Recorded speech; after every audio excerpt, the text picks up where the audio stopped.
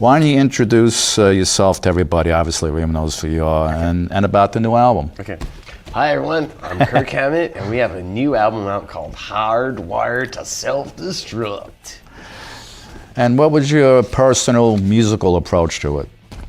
Bro, I wanted to do something that I had never done before. Like always, that's like my personal thing. But, you know, whenever I went into the studio, I always worked out my lead guitar solos to the T, you know, to try to just make them what I wanted them to be, and to, like, you know, be prepared when it came time to record the stuff. You know, I didn't want to, like, be the guy that bogs down the whole project because I'm not prepared or I can't think of something to play.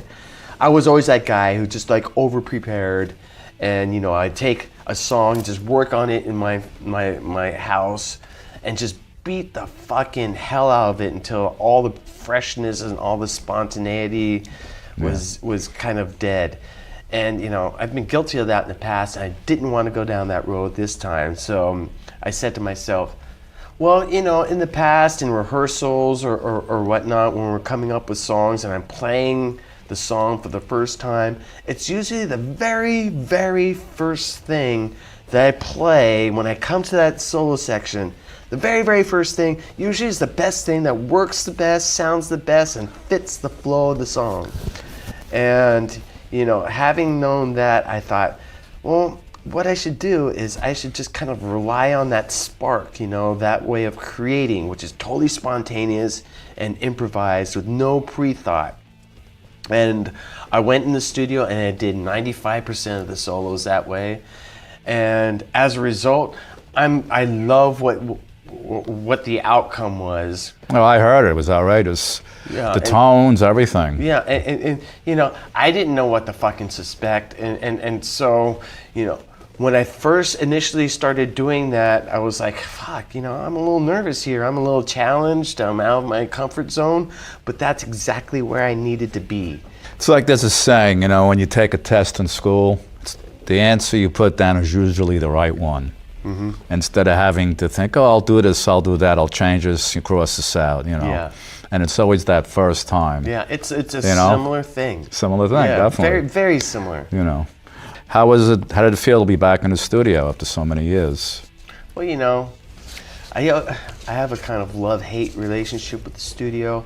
When we're playing, I'd rather be rehearsing or playing on stage, you know. Yeah. It's just the way it is. Mm-hmm.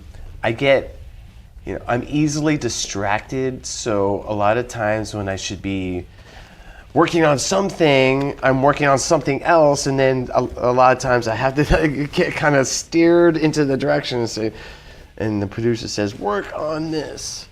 You know, there's just a lot of things in the studio I get distracted by. I get distracted by the equipment, you know, I get distracted by the gear, I get distracted by, you know, what sounds I'm hearing, you know, so it's really, really hard for me to focus at certain points in the studio. And, you know, I'd rather not be there. So, for me, it's a little challenging to be in the studio. I'm a real kind of like impulsive person, you know. So so the impulse to just play is like a dominant thing for me. So, you know, having said that, rehearsals, being on stage, that's where I really, really shine, you know, because I can really just like shoot from the hip and just immerse myself in what's going on, and I'm not distracted by anything else, and it's just a different trip altogether. You know, I remember I was sitting down with, I hate to be a name dropper, but I was sitting down with Tom Waits one time, and we were just talking about the studio process. And, you know, I wanted to get his take because I know that he's kind of like a one-take kind of guy, just like Lou Reed is. He'll go in, play one or two takes of the song, and choose between the two. I mean, I love working that way, but, you know, we don't have that kind of personality. Lars has like razor concentration when it comes to that stuff, and he can stay in it and he can stay focused for long periods of time. And I'm glad that he has that, because he kind of makes up for that part of it that I do not have. Well, it's good too also because the drums are the foundation Yes. of a band.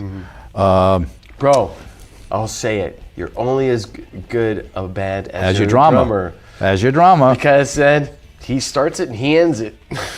Now, with all the stuff going on in the world today, as we know, with the crazy negative stuff, Yeah. when I was listening to the music, there was a song, Avenge and, Life and things. Did any of this affect the writing that you guys did for this album? Any of this stuff going on that... I'd like to think that stuff kind of like, influences us on a more subconscious level, subconscious, maybe unconsciously, because we are, and this, musicians are very sensitive. They kind of like react to their surroundings, kind of take it all in. If you're having a bad day and you're pissed off, you get on those drums, you're gonna sound pissed off. Definitely. If you're having a good day and you get on your instrument, you're gonna be very enthusiastic about playing and sound happy. What's going on culturally, social politically. I believe that all has an impact on us, but it's much more on a subconscious level, so it's just more subdued and it's harder to pinpoint. But I do believe that it does have an impact. And in this band's, in this record's darker moments, I think that, that influence kind of comes out. Yeah, I definitely noticed it. Again, the album to me was very tight. The mix was great. Guitar tones kicked ass. Lyrical content was good. I mean, I like to hear it again. But to me, it's definitely going to go number one. Thank you, Marky. That's what I think. Thank you. Well, the big difference with this album also is that Greg Fidelman had a lot more freedom too. I mean, he wasn't working with Rick Rubin. Rick Rubin likes a certain kind of drum sound. It's kind of his signature. Mm-hmm. Now that sort of thing wasn't around this time, Greg Fidelman had a lot more freedom to flesh out the tones and the sounds a lot more. So yeah, I think the drum... Let them breathe. You let them breathe and give them the space that they deserve. Mm-hmm. And so I think the drum sound is so much more appropriate for this material. Kicked ass. Yeah, the guitar sounds are a definite improvement. There's some room sounds. There's some liveliness. There's some openness and hugeness to this album that just didn't exist on the last album. And I attribute that to not Lars, but Greg Fidelman's contribution sonically.